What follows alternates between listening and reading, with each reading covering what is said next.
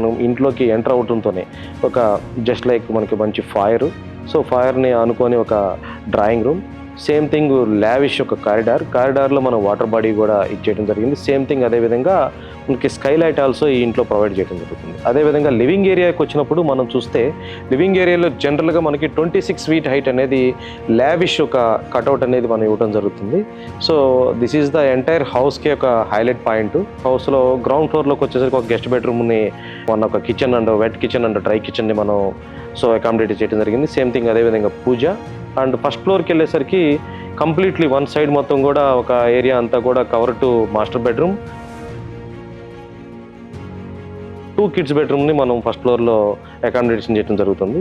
Same thing second ఫ్లోర్లో మనం half part take up చేసి ఉన్నాం. Half part terrace and half part ఒక 1 additional bedroom and 1 home theatre, lavish home theatre అనేది మనం ప్రొవైడ్ చేయడం జరుగుతుందండి.